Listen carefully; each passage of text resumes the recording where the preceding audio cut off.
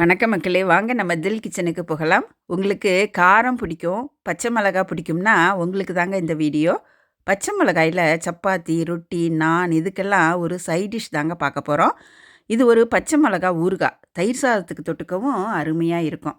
வாங்க இது எப்படி செய்கிறதுன்னு பார்க்கலாம். இன்றைக்கி நாம் பச்சை மிளகாய் ஒரு 150 கிராம் எடுத்து நல்லா வாஷ் பண்ணிவிட்டு அதை ஒரு டவலால் அந்த ஈரத்தெல்லாம் தொடச்சி எடுத்துடலாம். நம்ம வதக்கும்போது படபடன்னு வெடிக்காமல் இருக்கும். இப்போ நல்லா தொடச்சாச்சு.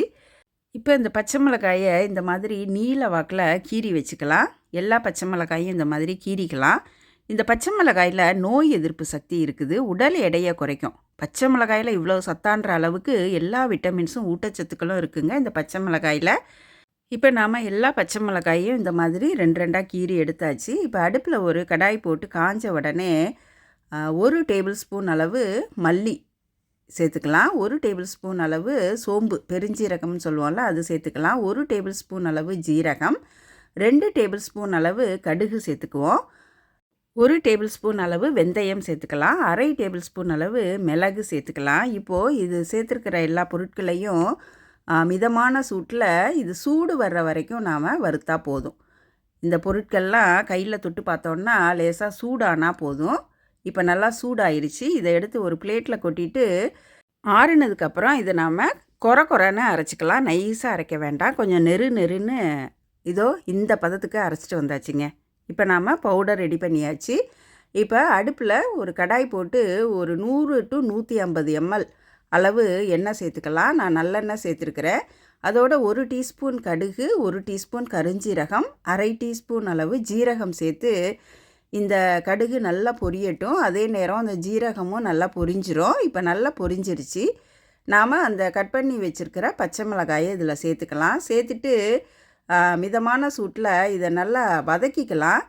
இப்போ 1/2 டீஸ்பூன் அளவு மஞ்சள் தூள், 1/2 டீஸ்பூன் அளவு உப்பு சேர்த்துக்கலாம். இப்போ இதை நல்லா பெரட்டி விட்டுக்கலாம். இந்த மிளகாயை கொஞ்சம் வதக்கிடணும். ஒரு நிமிஷம் அல்லது 2 நிமிஷத்துக்கு இந்த மிளகாயை வதக்கிக்கலாம். வதக்கும்போது அந்த பச்சை மிளகாயோட காரம் கொஞ்சம் குறையும். இப்போ நாம் அந்த மிக்சியில் அரைச்சி வச்சுருக்கிற பொடியை இதோட சேர்த்துக்கலாம். நாம் அரைச்சி வச்சுருக்கிற பொடி சரியாக இருக்கும். அதை சேர்த்துட்டு இதை ஒரு பெரட்டிக்கலாம். இதை நல்லா ஒரு பெரட்டிட்டு ஒரு பெரிய நெல்லிக்காய் சைஸ் அளவு புளியை தண்ணியில் ஊற வச்சுருக்குறோம். அந்த புளி தண்ணியை இதில் சேர்த்துக்கலாம். கொஞ்சம் கெட்டி புளி தண்ணியாக நாம் கரைச்சி ஊற்றிக்கணும். ரொம்ப தண்ணியாக இல்லாமல் கெட்டியாக ஊற்றிக்கலாம். இப்போ இதோட ஒரு பெரிய வெள்ளைக்கட்டி சேர்த்துக்கலாம். இந்த ஒரு பெரிய வெள்ளைக்கட்டி சேர்க்கும்போது இந்த வெள்ளைக்கட்டியோட இனிப்பு, அந்த புளியோட புளிப்பு, பச்சை மிளகாயோட காரம், அந்த ஸ்பைசஸ் எல்லாம் சேர்ந்து இதோட மணமும் ருசியும் ரொம்ப நல்லாயிருக்கும்.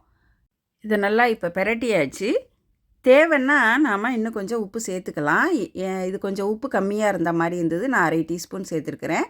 இதோட அந்த try mango powder, amchur powder 1 table spoon அளவு சேர்த்துருக்குறோம். ஆம்ச்சூர் பவுடருக்கு பதிலாக நாம் எலுமிச்சம்பழ ஜூஸும் சேர்த்துக்கலாங்க. இப்போ இதை ஒரு பெரட்டிட்டு நாம் ஸ்டவ்வை ஆஃப் பண்ணிடலாங்க. அவ்வளோதான், நமக்கு சூப்பராக இந்த பச்சை மிளகாய் ஊறுகாய் ரெடியாகிருச்சு. இவ்வளோ காரம் தேவையில்லை அப்படின்றவங்க காரம் இல்லாத மிளகாயில் இதை செஞ்சுக்கலாம். இந்த ஊறுகாயில் நாம் சேர்க்குற ஸ்பைசஸ், அந்த கடுகு, வெந்தயம், இது எல்லாமே ப்ரிசர்வேட்டிவாக செயல்படுது. எண்ணெயும் நம்ம கொஞ்சம் தாராளமாக ஊற்றிட்டோன்னா நம்ம ஃப்ரிட்ஜில் வைக்கணுன்ற அவசியமே இல்லை. இது வெளியிலேயே வச்சாலும் நல்லாயிருக்கும். இதில் நம்ம சேர்க்குற அந்த மசாலா சாமான்கள் எல்லாமே உடம்புக்கும் ரொம்ப நல்லது. இந்த ஊறுகாய் நல்லா ஆறுனதுக்கப்புறம் ஒரு கண்ணாடி பாட்டிலில் எடுத்து வச்சிட்டோன்னா அடுத்த நாள்லேருந்து நாம் யூஸ் பண்ணலாம்.